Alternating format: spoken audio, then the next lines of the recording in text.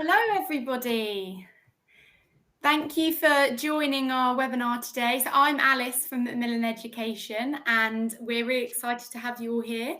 We're lucky that we're joined by this session by Dr Cheryl Bishop. So she's going to be running the session today, all about social studies, and she's going to be taking us through some practical advice and support for teachers that are social studies teachers, and also using the Footprints text. So please say hello in the chat box. Let us know where you're from. Engage in the session as much as you can as well. If you've got any questions, please pop them in there, and Cheryl can see them and go through them with you. So at the end of the session, you'll receive a certificate in your inboxes to say that you've attended, and also we'll send through to you the slides and recording of the session as well, so you can share them with colleagues or anyone that you think it'll be useful for. So great. So hopefully a few more people will join and say hello, hi. And I'll pass over to Cheryl now. So when you're ready, Cheryl, please start. Enjoy, everybody. Okay. Good morning, colleagues across the region.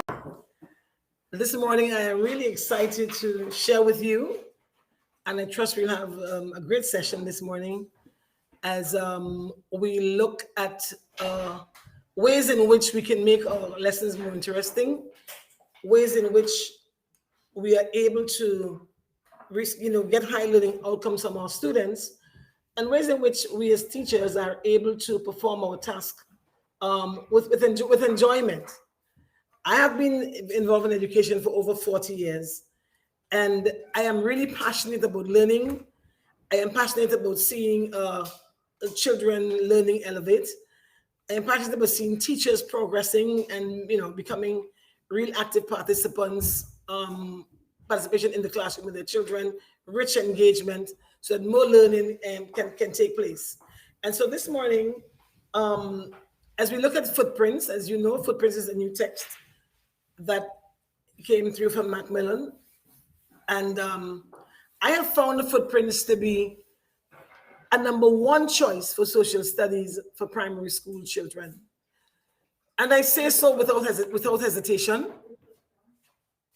At the very name Footprints, to me, is like a signature of our ancestors. And I say that because, we talk about footprints, that indelible mark that stays behind even after one has passed by. And I think the book, allows us to read and become a part of who we are as a Caribbean people. I see it also as a roadmap to building a values-based society. And I say that because right now, many of us, as we look around our nations, we realize that the very fabric of our social lands are becoming extinct, as becoming to a point where it seems as though there's an erosion of social values and social ethics. And we're wondering if there'll be an extinction soon of values, but we all know that we need values in order for us to progress and maintain, and also reach the kind of standard we ought to reach as educators and for our children who are tomorrow's future. And so Footprints, I believe, offers a roadmap to building a values-based society for us. It's a catalyst to usher 21st century classroom strategies in Caribbean schools. We're at the point now where we still seem to be trapped in 18th and 19th century teaching when we're in the 21st century, and we're still seeming to be stuck in that place.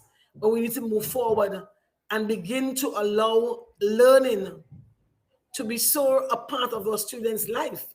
And so if we continue to stay in the 19th century and so forth, we'll never ever reach the place where they become involved in their learning. And Footprints offer, because of the magnitude of activities in Footprints, we see an opening and ushering for 21st century education to be included. And then I see there's also a platform for creating problem-solving strategies. As you go through the Footprints, there are lots of activities there, and that is awesome. And then we have protecting and promoting and preserving our tangible and intangible resources. The Caribbean is filled with resources. And if we don't protect, if we don't preserve, if we don't promote, we lose them. And we can't afford to lose. And so we see footprints engaging us to the point that even the young minds are able to understand and value what we have. And then it does bring an end, I believe, to the one size fits all teaching that we see day by day. So that's how I feel about footprints. When I go through the content of footprints and I look at the content, look at the activities, I realize that if only we can use this book in such a way that our students would be able to engage themselves and do very well. Yeah, not just only social study, but every other business. We know that attitudes, we know that's important. Skills and knowledge, those are the goals as we teach. And social studies offer us all three. And footprints truly has come to me as a remedy, has come now for us to use and engage our students so we can do better. On my second slide, I began it as a values-based approach. Now, I am a strong and firm believer that once one has a strong values-based system to lie on, then you can achieve almost all that you endeavor to achieve, because you're going to stand upon your values. And this guy, C.S. Lewis, and I really love that quote. He says, education without values, as useful as it is, seems rather to make man a more clever devil. But the first time I read that, I was in awe. And I had to search myself and try to analyze what he was saying there. And I realized that if we teach every day and don't inculcate values into our teaching, don't permeate the walls of the students' life and of our school with values, if we don't live those values, and I'm saying live the values, because what we see most times that we see values stuck on the wall. And so I always say, let's stop just laminating and let's start living. And if we can engage our students and ourselves as teachers, or all the stakeholders who are involved in education, to begin to rise to the point of understanding the importance of values, then I believe we'll be on the right path. We would see learning becoming more enjoyable.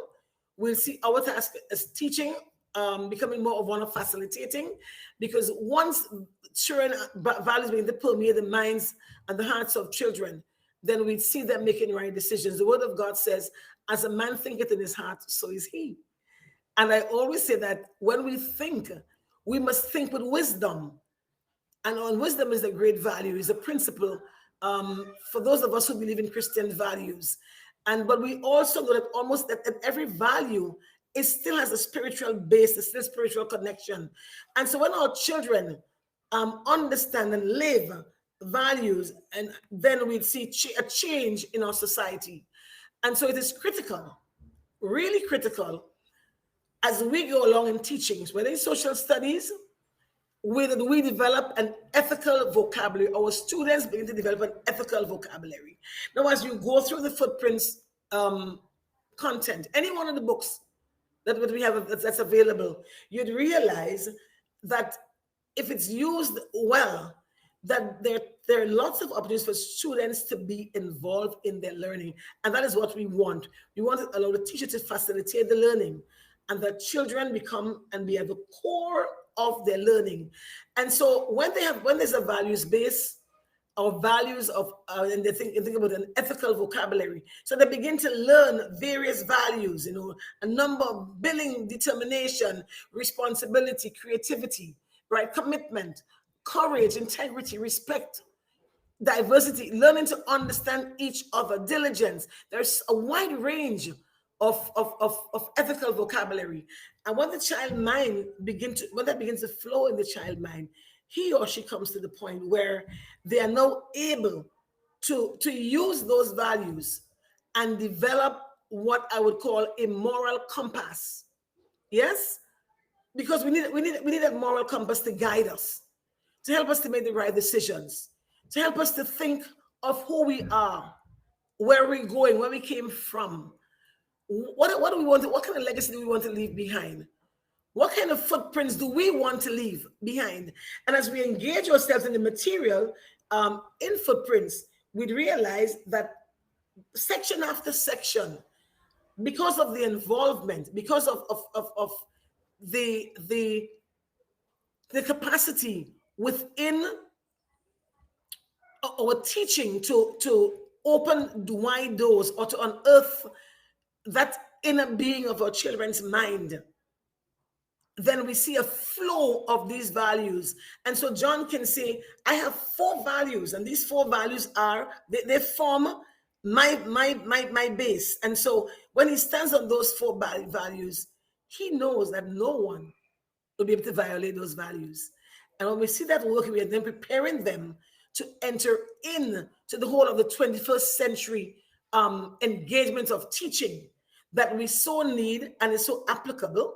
And also in terms of this footprints, we realize that inside of footprints, again, the various topics lead us to make that shift from the ordinary, make that shift from just in the moment, and get our students to collaborate. And so we have the 4 pillars of 21st century education. And 1 is collaboration. 2, creativity. 3, communication. Then we have critical thinking. Now, collaboration. We need, there is the isolation of our human resource power, the isolation of our students, the isolation of teachers. Yes, I'm in my corner and you in your corner. That is no more. We ought to collaborate. I was in the hospital recently, and I saw a team of doctors going from ward to ward. They understand that it's one man just can't do it alone, but you need a core of people who can work together collaboratively and share information, right, among each other. And so at the end of the day, there is so much more on the table to be offered. So there must be collaboration. There must be creativity in our thinking. Otherwise, we'll be stagnated. So the minds of our children has to be, that whole imagination has to be aroused. And we realize, again, I want to step back into footprints, that footprints offer the whole creative prospect of our children being untapped, because they are able to create and be so creative whether it's in their presentation, or whether it's in their work, or we take them out, on the outside of the classrooms. We're not just locked in there.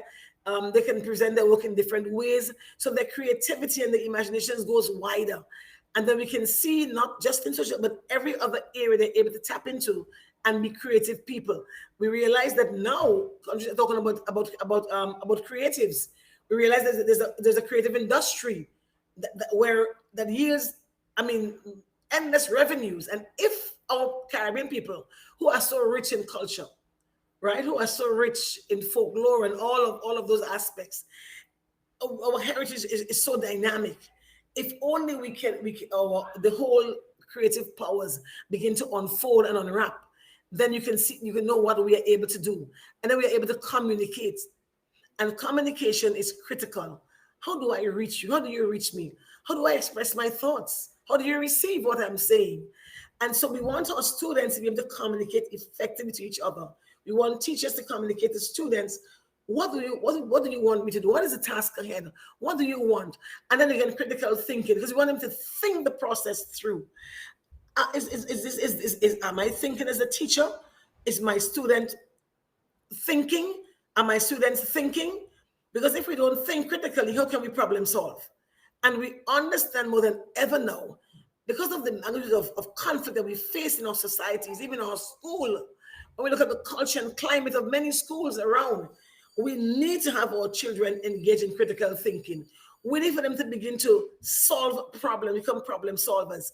And so within Footprints, that new text that Macmillan, has brought forward in the educational arena, that text has certainly brought a difference into the classrooms of those who are using the text, because it provides clear portrait, clear pictures, there's a clear tapestry of the beauty of the Caribbean. What we have, our celebrations, our festivals, our historical sites, and all of what we have, it's there. And so, as if when you get a chance to look at footprints, to use footprints in your classroom, you'd see a newness uncovering in your classroom. You'll see the interest of students in the classroom. There'll be more dynamism. They'll begin to respect each other. And again, because if we are going to go into 21st century, and these are the pillars, and that's I'm going to touch back on the values again. When values are being penetrated in the lives of our children, they know how to behave. They know how to treat each other, right? They wouldn't just St. John, move from there. I don't care about you. They would be listening to each other. They'll realize that there's diversity that they must respect. They'll realize that listen, every child has a voice. We want to build confidence. We want to build high self-esteem among each other. So we have to give each other a chance. And the teacher who's now facilitating would open up the environment so that the students are able to respect and work craftily with each other without any confusion, because each of them would have values at the helm of their lives, and with the understanding of values and their own personal value system, they will be able to have productive sessions. Now, footprints, I believe, I said it's culturally relevant. The content is culturally relevant. It relates to all that we face as a region. As you go through them, you have personal and group identity. So one begins to understand who or she is in the text. Even within the group, what is the group? How do I work within the group? The community identity. What do I do how do I contribute to my community? How do I benefit from my community? How can I help to advance my community? What are those precious resources in my community that I need to take care of?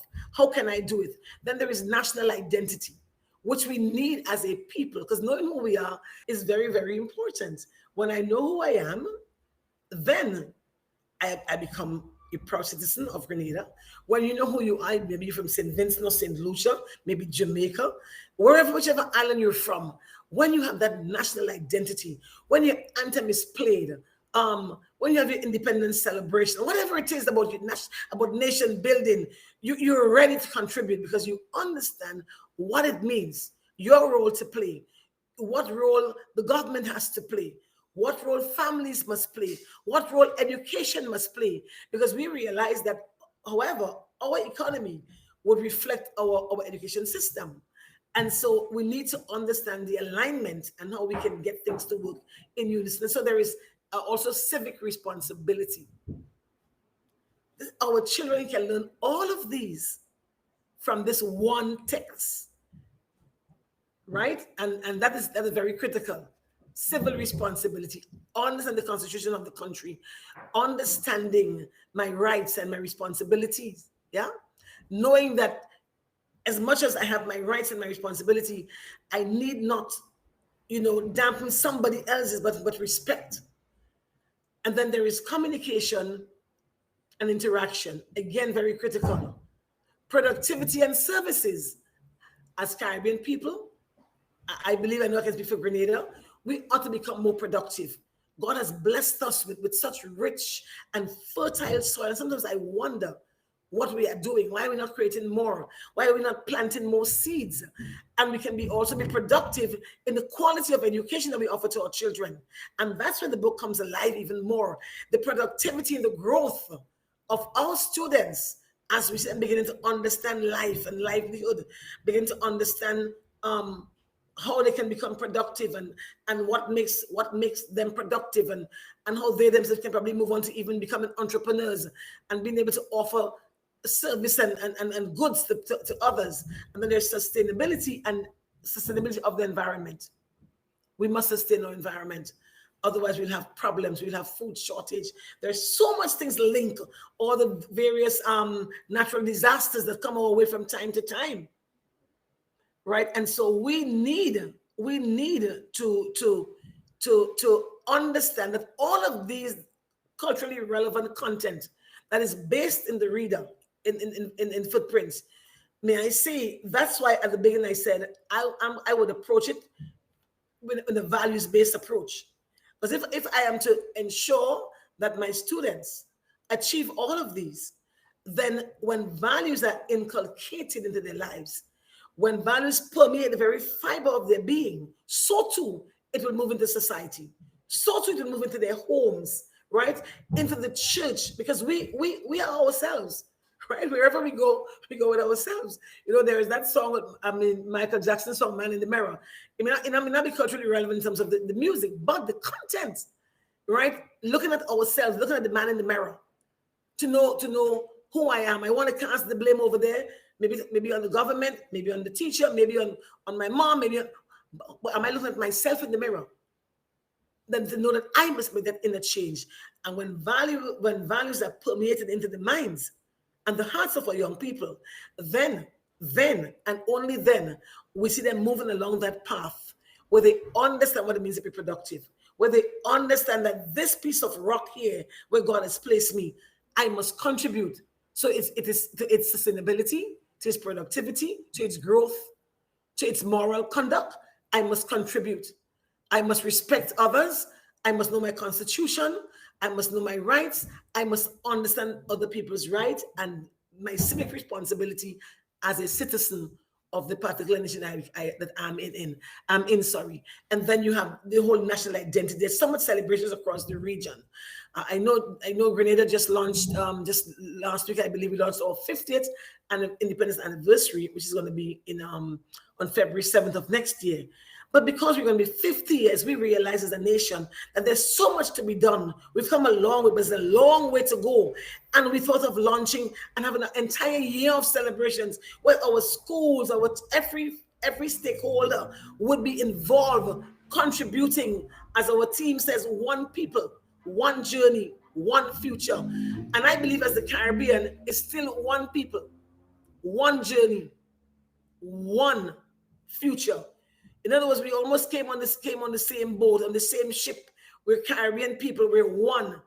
And therefore, as we unite and work together, as we embrace this text that Macmillan has provided for us and for our children, we can make our classrooms come alive. You know, when I look at the skills and the dance, I am a dance teacher myself by profession as well too. And so I use a lot of dance and movements in my teaching because I want to bring real life and real world situations into my classroom. And I want my students to begin to enjoy the resources that we have and understand what it means to protect, to promote, and to preserve. And so the text teaches the children what to do, how to do it as they move along in a productive life. And so teachers, educators, very often we work so hard as teachers. We get tired, we're drained. So much we do. Why are we doing so much? I want for us to work smarter and not harder. I want for us to realize that far too many of us are the sage on the stage. And because of that, we find ourselves being overworked, overburdened, because we want to do everything. You know, we believe at times that we are the sole dispenser of knowledge or of information, and we're not. That's the myth. We're not. When we allow our children to become engaged and to participate within the learning, we would realize how much less then we'd be facilitators. We're not going to be on this board or in the center. Everything is about us. But we put in students at the core of their learning as we facilitate. And so Halloween says the potential impact of the gifted and talented students is a central reason to invest in stimulating and resourceful environment where the learner is confident and ready to contribute toward his or her learning or their learning. And so in footprints, the children are ready to contribute.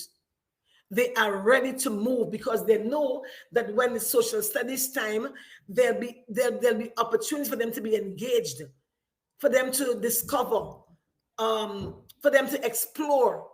There'll be different mediums through which the teaching come to them and what they can do. Far too many, we spend too much time, so we plan our lessons and everything's around us. And sometimes, what's the funny thing?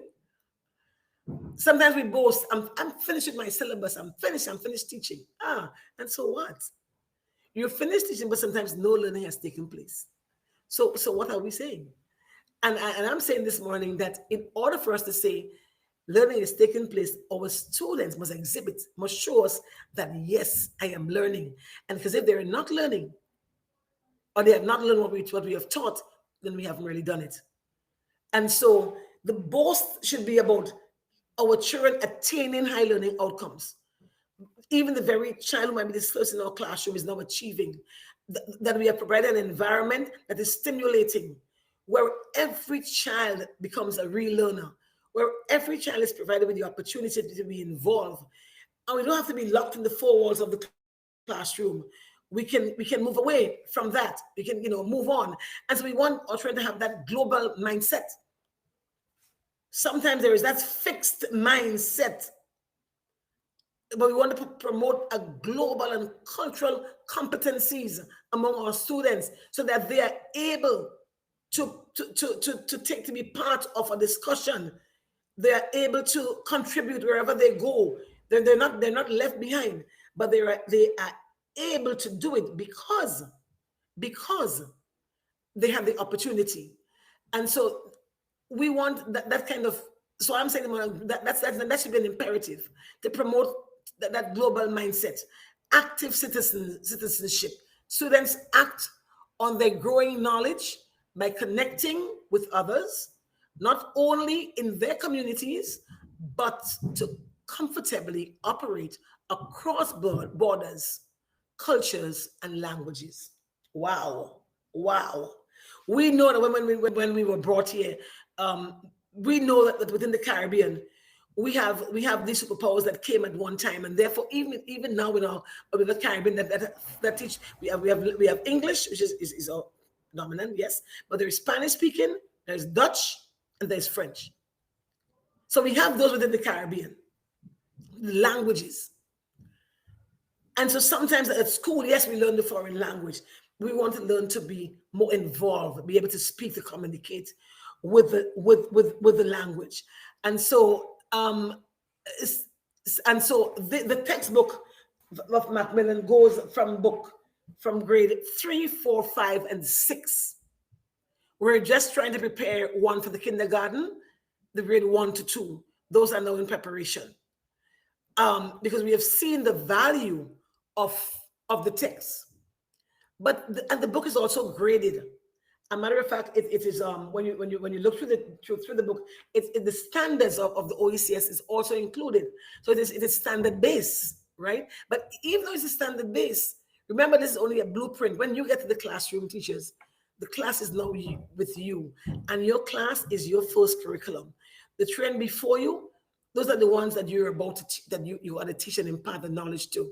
And so you want to be able to reach each child. And so you don't want that fixed mindset of I can't do it, or I used to do it this way, or it was this way. And we can't. No, we must be able to shift, because we now have this growth mindset. We realize that gone are the days where we say we can't do it, but we're now trying. And 21st century education pushes you straight into that whole realm of trying, of appreciating, of being a part of the learning. So you're not going to say, I can't do it, because there'll be opportunities for each person. All right. So we want to be, and the book it's future ready, as I have in this next slide. Future ready. Learning for life. Learning for life. Become a solution. That may not be a word, but I wrote it down still. Right? Become a solutionary. In other words, we want our children to be able to be problem solvers, so they can boast, I'm a solutionary. I am part of the process where the problem was here, and I contributed towards solving it. As we focus on the future and building skills to prepare students for the future that motivate them to build moral courage and face the world head on. That's what we want. And so there must be future ready thinking. So there must be a vision, thinking ahead, preparing themselves. So through well-structured, innovative, and creative activities, students' mind will be shifted from a chaotic, extended world toward a well-organized, customized plan that would empower them to become engaged in local, national, regional, and global causes. There are so many issues and causes around the entire world. So many even right to our face in our very own nations. And we wait on the government to solve everything. In our school, through the same footprints, where we deal with the various topics that I called before, where we talk about sustainability of the environment, where we talked about identity, and we talked about human resource power, and we talked about knowing who we are, personal and civic responsibility. We can see our children contributing as we put an issue forward, as we ask them to identify maybe a challenge, maybe a threat, maybe a problem, something within society.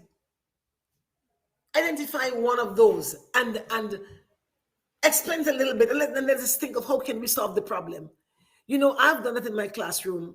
A couple of weeks back, I was teaching a class at Beacon, and I realized I was amazed to the kind of activities, the kind of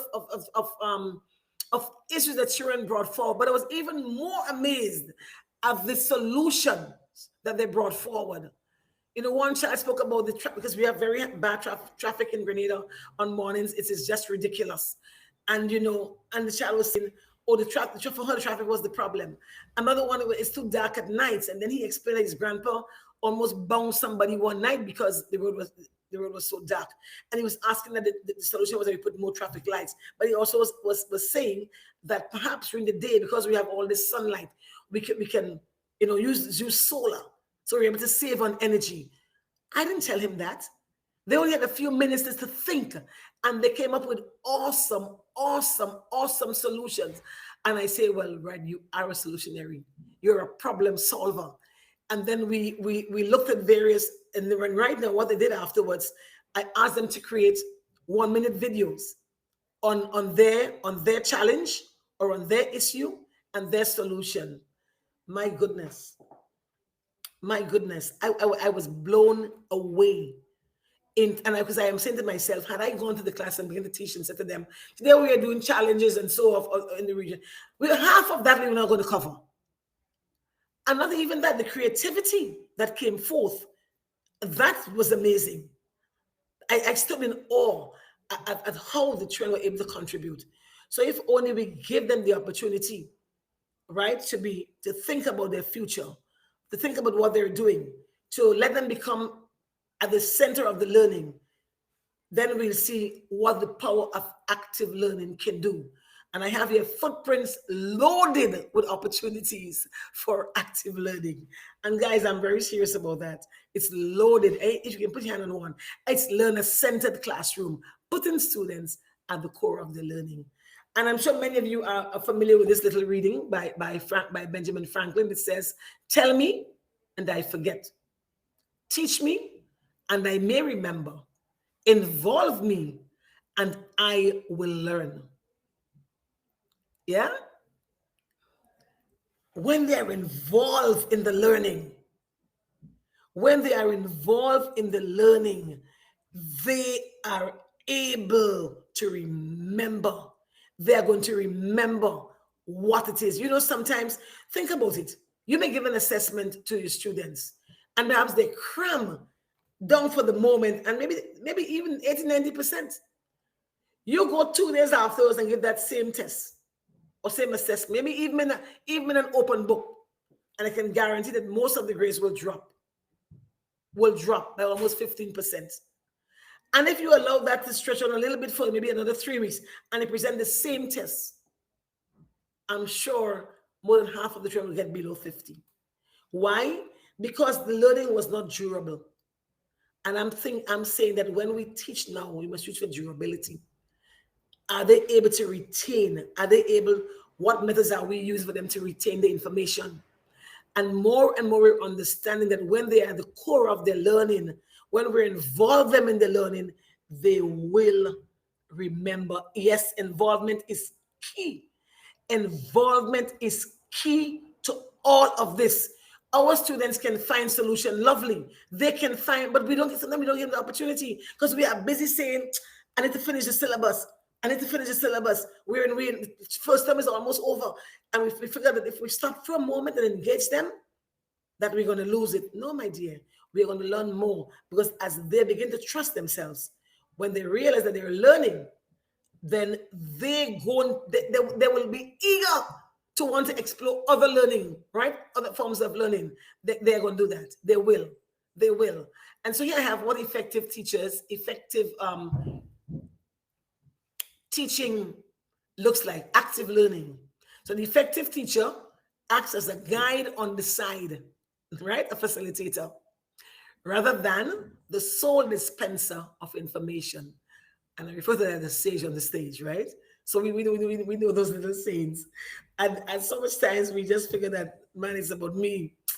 I'm the center of this here. It's only, miss go to the stage and the chalk can talk all through and write this down and write this down. And I'm realizing that sometimes when the kids realize they've got to write all these notes, they know for their own self that that this can be learned just now. So write it down so you can review. And I'm not saying anything is wrong with giving them notes, but sometimes we can use maybe shorter, digestible bits, than this big long list of notes we give them, and let them think more about what they've written. A matter of fact, when they do a little bit of the research, when they able to present at times and share with their peers, we see a better classroom. We see more learning taking place. We see students want to come to school. We see less frustration. Even as teachers, we will be less frustrated. And then we have the effective teacher acts as what I've read already. So you must enable, you must engage, you must empower, and you must expect. Right, colleagues? We must engage them and we must enable them. So the environment must be enabling. It must be productive. Yes, we can build on students' confidence as we do all of that, and we engage them along the process. We empower, give them the tools, we empower them. Almost every child has a cell phone that they must learn to use meaningfully. Or perhaps we may have our own little laptops. At times they can, so much can be done. And what about the expectation? Sometimes if it is low on our side, it will be low for the children. So we don't want it to be low. We want to have high expectation for our students so that they will participate. Right? Don't think they're telling that some children feel that they're a big zero in the classroom, because we think sometimes just think that they're nothing, and we say things like, we cast kind of comments that we make sometimes that make them lose who they are, or maybe not even wanting to try. But then enabling the teacher who is effective would engage the children, they would enable the students, they're going to empower them, and there is big expectation. That is awesome. And of course, when we know about differentiated instructions, every day we're being told about that. Every day we say, yes, we know we must use, but more and more we go back and we're doing the same thing over and over and over and over again. When there is so much newness and so much new ways that's on the market, so much new research has been done that has proven the richness of engaging students. Not just, and we'd see, I mean, the assessment is one all by itself in terms of how we assess. That's a kettle of fish by itself. But the instructions, because if we do it right, then we are going to marry instructions to assessment, and we're going to get it correct. But sometimes we teach one way, we instruct one way, and we assess the other way, and the children can't find meaning or depth to what we are doing. And so here we have a set of differentiated instructions, quite a bit. And I believe I've tried almost all of these, and I can tell you they work. They really, really, really work. We ought to truly realize that the students before us come from different homes. the different backgrounds, different, just they're different experiences. Who's scaffolding who? What sometimes we just teach for the students who we know, we call them the talented ones or the gifted ones. We just teach for those who may be brilliant in our class. As a matter of fact, we praise and we honor only those already we know they're doing well. When we have the award ceremony, who do we award? Only those who are up there. The poor child who came in at 10% and now he's at 15. We don't think about them at all. We don't award them anything. But how do you think if we change it around and begin to honor even those who have moved from 10 to 60? Because we already know that those who are at 8, 90, and 100 and so forth, we already know where they are. But yet we just seem to have big award ceremonies and leaving off the children who have been plodding, the strugglers who came through in spite of what may have happened outside of the classroom. Yeah? And they made it through. In spite of they may have to walk from night to come to school, perhaps no breakfast, perhaps not even the textbook, but they've tried and they're at a particular stage. And yet we shut our eyes to those. And we have the award ceremonies and we just give those who are at the top. We're not thinking about those who are at bay. And we ought to look at all our children. So as we explore various types of instructions, we would see how the one size fits all does not work, will never work, has not worked, but yet we keep on with the one size fits all. We can't continue in that same vein.